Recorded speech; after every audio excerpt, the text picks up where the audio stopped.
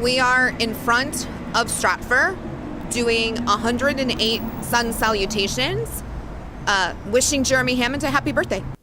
Performing 108 sun salutations is a traditional way to mark an important day, whether that's an anniversary, a birthday, a death. There are 108 Shaktis, or activation points, in the body. So some people say that that's the significance behind 108. So my intention is to abolish prisons. That's always my intention. I want to see us switch to a system of transformative justice. I want to live in a world where people do good because it is good, not that they avoid doing wrong because they're afraid of punishment. It's important to remember that today is Jeremy Hammond's 30th birthday, and the reason why we're standing in front of Stratfor is because he hacked it illegally, right? And he broke it openly, lovingly, and willingly in the hopes that his action would help move us towards a world where there is no more capitalism and no more state. And that's the exact same intention that I have in doing these sun salutations. Now you might say, okay, how is yoga going to do that? But the reality of the situation from my perspective is that we're all moving towards a system of universal liberation. So I would say this is a gift to Jeremy as a way of saying thanks for hacking Stratfor. It's also in the hopes that the yoga itself can move us closer to that universal liberation. Loka samasta sukhino bhavantu. The mantra that I chose, Loka samasta sukhino bhavantu, means may all beings be free and happy.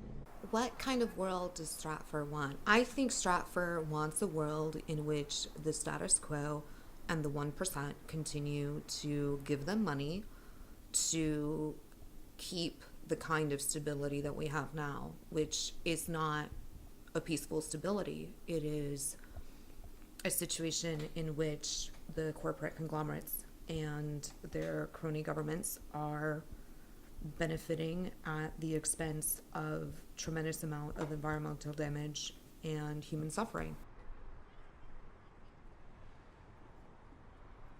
I mean, look at their client list. It's really pretty clear that they want the status quo to be benefited and continue, even knowing that it harms people.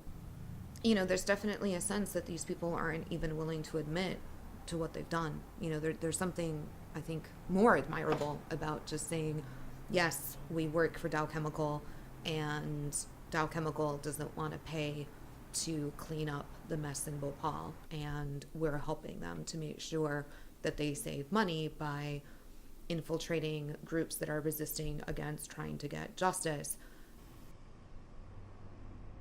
They don't want to come out and admit that these are the things that they've done. You know, they don't want to admit that their actions helped to entrap Jeremy. I don't think that they really want to admit that the kind of world order that they wish to keep stable isn't, right? It's crumbling around us, and we need new solutions. Stratfor is not interested in seeing that transition. I think they understand that the system's collapsing, but their interest is to make as much profit as humanly possible before that system collapses. We have to resist against it. I don't know in what other words to put it. Dive into change. Don't be afraid. Yes, the system is crumbling. That's okay.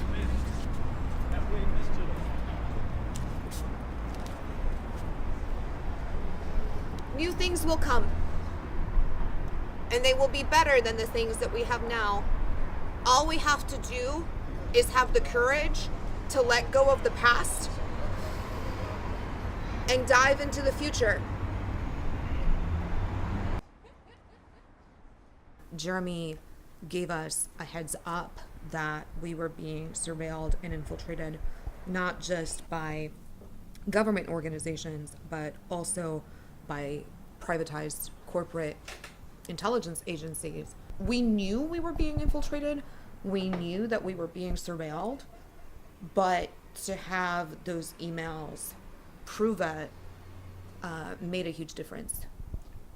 I was in Occupy Austin pretty much from the beginning. I showed up on the second day of occupation, and I became pretty heavily involved, I would say, happened after Thanksgiving. I had just helped to deliver dinner to the occupation, and all the food had run out before I could eat anything.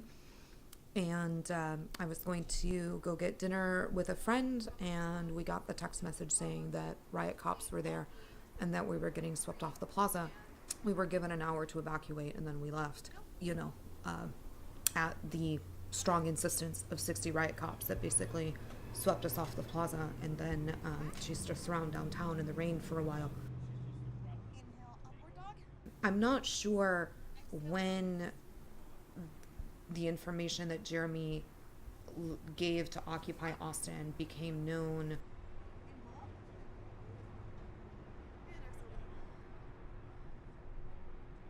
I believe in the power of connection, and I believe that we don't know what can come from connection.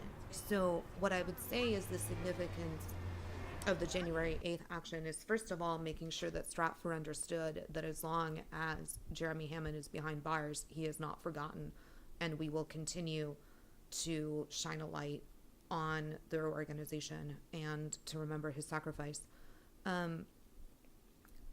But also the idea that by creating spaces that are politicized and engaging in actions that build connection, that other things arise from that connection. So, for example, one of the activists that I met for the first time at that action, we went on to found PAPS, Prison Abolition and Prisoner Support, which is an organization that seeks to support any prisoner that wishes to be supported.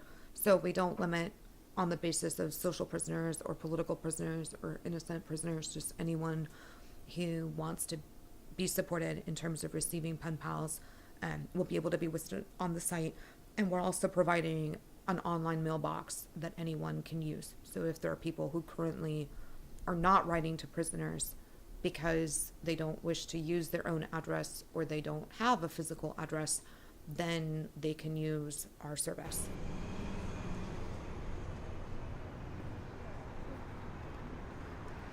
We chose a cat piñata because Jeremy likes cats, and also because it had come out recently that he had a really insecure password. His password was the name of his cat, Chewy123.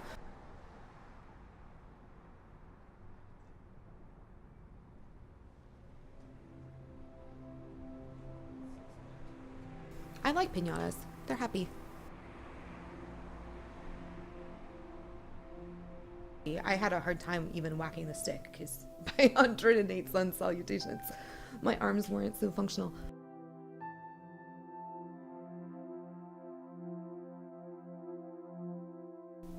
I believe in building communities of resistance, and I think that we do that through mutual aid and connection.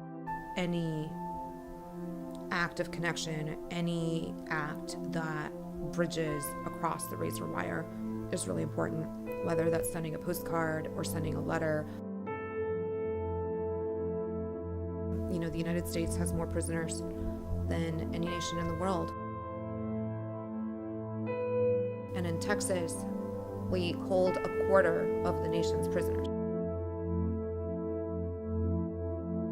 A more orthodox anarchist would say, well, this isn't even a direct action. You're not directly engaging against Stratford. You're not impeding their business. Yoga is an act of self-care.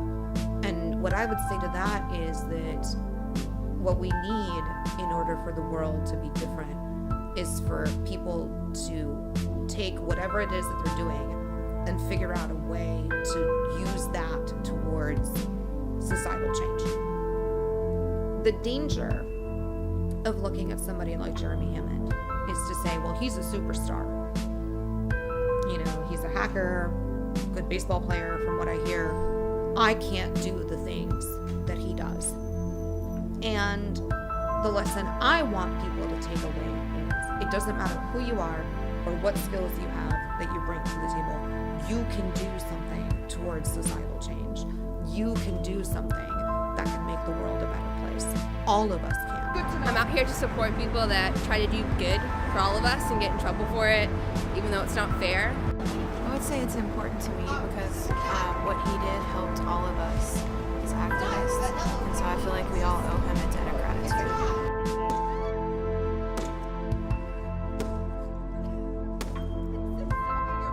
I came to Occupy with completely empty hands, and there was a movement there for me. There were things for me to do there, and there's a very real danger in putting someone like Jeremy on a pedestal and saying he's the hero, he's the revolutionary.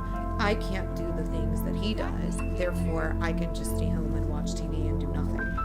And what I want to get across to people is whatever skill you have, even if it's something like yoga that doesn't immediately seem that it would be directly applicable to doing resistance work, bring it to the table and figure out a way to make it part of your resistance work and see what happens. Because it may turn out that other people are drawn to that thing and also can see its potential for revolution or transformation.